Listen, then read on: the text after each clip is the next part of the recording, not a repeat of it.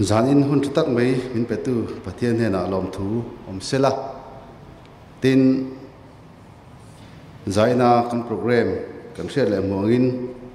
ramthar puala he kan diamond jubilee chanmar branch KTP na asiama ron mangve theya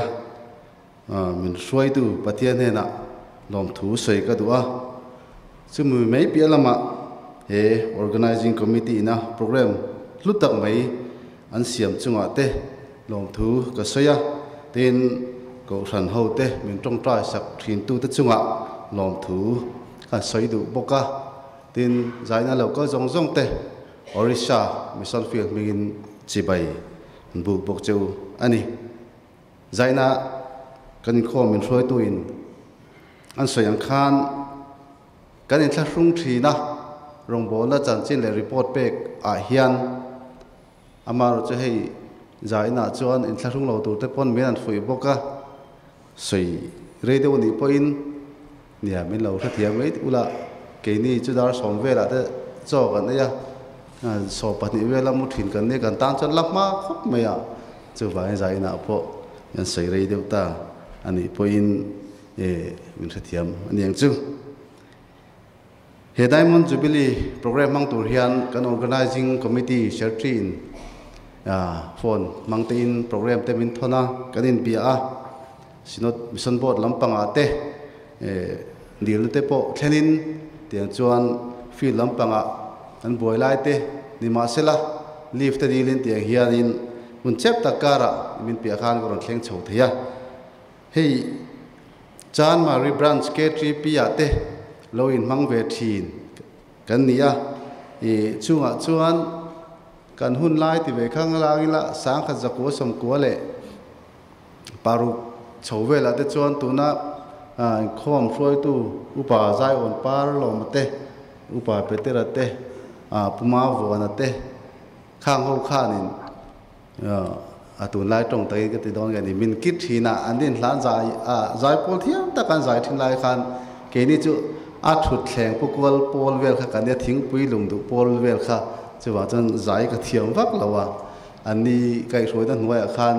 tiang khan kan an chuak ve ania te chon sang khat zakwa som ko le pasaria aruna chala kan oma aruna chala khan kunga sang khat zakwa som ko pasari tu sang ni le pani thleng kha aruna chala kan oma chumi zoa training in sang ni le pani atanga sang ni le som pasari thleng kha nepala kan om le a sang ni som pasari atang khanin heta Orisha a kan in son thavele a he kum som ni le pakhat rong bola kan wa ve chung hian mission field pathuma anom veta ani tiang chuan rong bol na kanan lu tir sang kha zakwa som ko le pasari khan helai kan branch le group thei to kin ko ran le KTP khan ka in manganom kan tia ka chhuwa khan kum som ni le panga kania Jeremiah group KTP khan ziak tu in ka oma tin YMA khan in section a ziak tu in ka om vea Bible society collectora numa Sunday school primary department azir tir tu in tiang khan thei to kin kan in mang chho ve thina khatianga KTP ate po chanmar branch tia chuang taka kan in khoma kanan active velai khanin sinat mission board in kumsang ka jakwa samko pasaria missionary en peturmi pangadila tu madil tu nom lawatin voi ni achhono na chuda chon thidlung kha aron tik ne me maya pathian mingin tin an pen chok ve ta ti chon arun chala changlang district tun ma chon aro chal an asam ason mission field ti khania tuna chon is arun chal field ti khunita kuta khwan field khatin kan oma kan luta thingtlanga po ring lo khuwa kai ka pathar antia kan luta ko câu thần thì tham ông là waring tu in thì khát nó mà chôm mi te be san chua kan lu ta kan lu na kha mi bong in an tiang mấy kha nia khopo na dai fe ma tiang kha in abang po da phe tiang atun top kong khar te po phel se pa kal mai tiang a khan ka bedding le bucket le khol war tui stove le ege mom thom hot le ma zo ne khan in kan in vom lut ve rak maya chata chuan in ngai to na khan local thui khop maya ai zo la branch rang rang jinga te po veng dang branch te po ina an han en ve deu cha mari branch kan unau te kan thian te tikiat lim takin KT ping kho ma jana jai pol den tian lim takin an be ke helaya mi bo inang maya lei chuata tu ver le kong khareng ma pom lawa kan trong po thiam bok silawin kan lu rap mai chu trong kan thiam bok silo rong bo na boi thla bok sia hilaya KT pi te po Christian thata kan ne rong bo tu thata kan ne helaya ko haram moya lalpa ki ma cho tia kan omreng be big chu ka tia sita na kha aron thok ve ni ga riat thlem nang jong khan helam pang ran si kan ngai ve khop maya ril ruwa khan an thian te le kan in khong pui ho jong jong kharon langa ama ro chu ta chuanin ka tong trai na lo lang chu pathianin helai hmuna hian chan chin tha chotak turin ka da che ani loem ni sawa no te tian ang apuin cho pangang te pang mir te ron peta an ka lo ang phe ta apuin ron thla ka chuti ang chuan he koi ril tramin tharawa la li som moin an anga an kan anga jograma hole tule I chona branch tingai ngate ti ang ril rui put ti kha hima thin lunga khanin chiage be main pathian mi ron hre tir ta chuta tang chuan nga ka nga bem thin le ka thla le bem thin he chan mari KTP branch te po kha pathianin min ngai tir ta lo ang ani rong bol na lama lu thu zok turin pathianin min ria thar tir ta ani chuwang chon zai na hian KTP minga hun thatang mai mang tura miron som le na te hi kum som ni dona ti hian kan hule ta ka thin lung takin organizing committee secretary miron phone po khan lomna kanaya khang ka hun kal to zong zong te kan ngai to le tin khati ang han soi chu na hun le KTP ang te po ka loi ta ti ta tu na zong zong khan pathianin thil ekim mai hi ahun te tan atok turin min ro saka tiang khan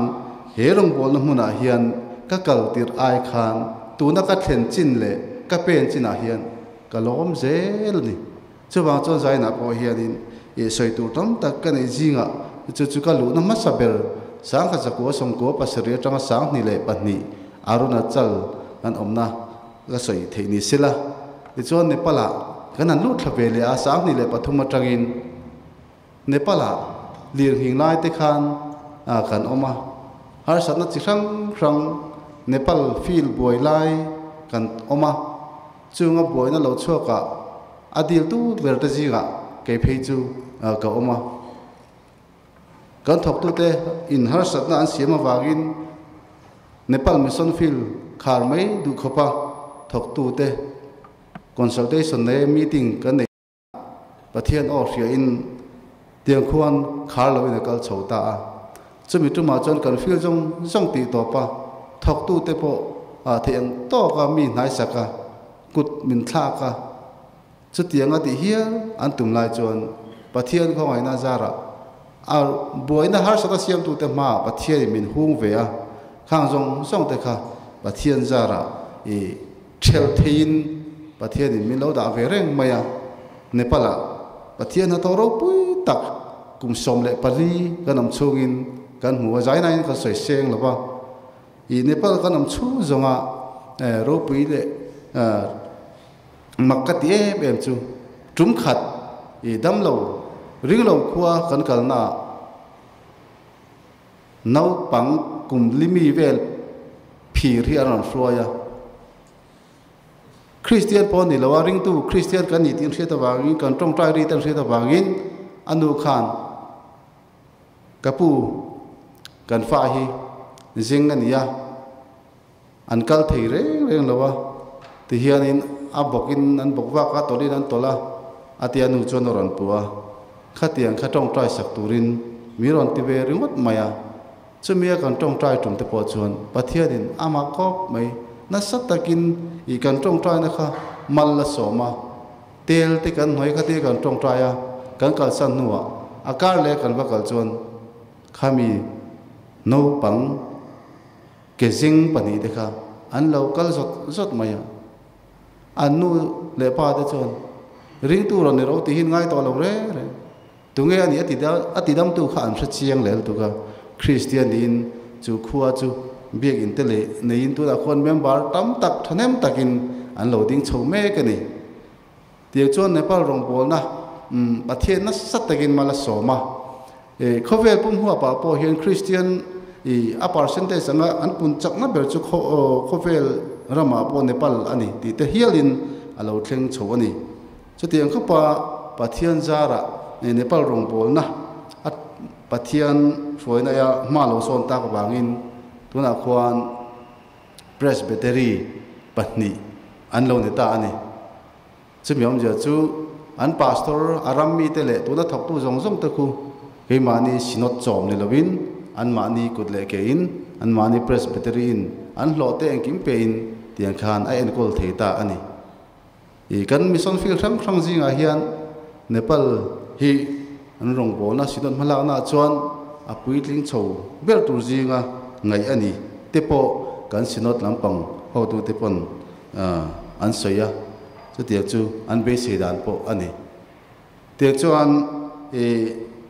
rinlo tak main ni kumma sa sang ni le som pasaria Bhubaneswar Orissa field headquarter nei ania ama ro chu biakin chu soilo ring tu pakhat po kan nei lawa khulai khuan sinot mission board mingin ma kan la a headquarter kan ta ni si chuan Orissa kha pui Bhubaneswara ko thran nei dang ngai to ni ro se tia mission board ina are la chu cái ni rong bol tu zia tino tak tino ber jinga mi kha om tura be sei kan ni be a tiang chuan kan chuk thla a kong ran ho te tong trai na wangin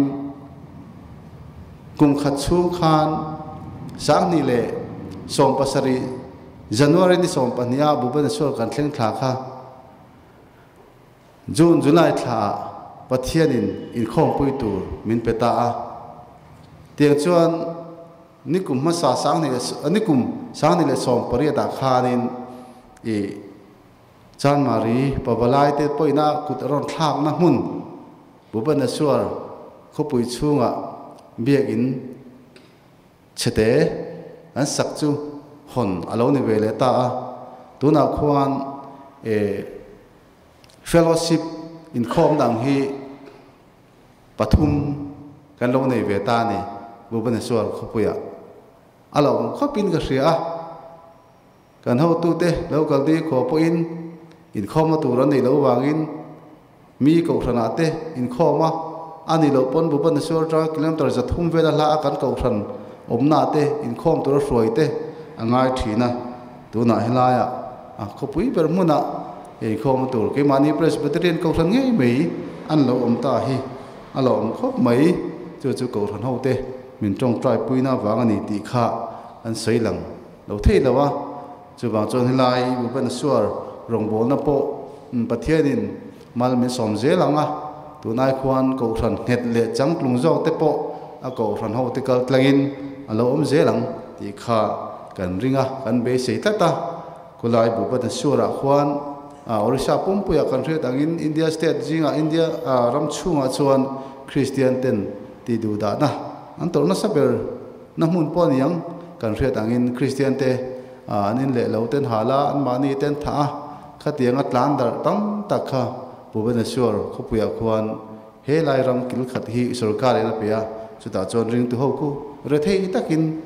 chen pe takin ram kila khuan mani in le lo po ti thei lawin sarkarin refugee ang type dawa rama pe ka an khosa a chung lai chu kan kut thla na hun deu chu ania kan biak in na hun po chu lai chu ania hei sidat bot secretary lampanga chuan kan thena a ko ran anga chuanin kan la ram thlen che lem lowa a chan chu tu lai hian kan MP election le khulampang MLA election te po Orisha lampang le state dang te po ni mek la hian bawruak claim hian Hindu RSS lampang atang te po in I vau khan na te po kan tonga Home Department lampang atang in kan mission field po en thlang me kan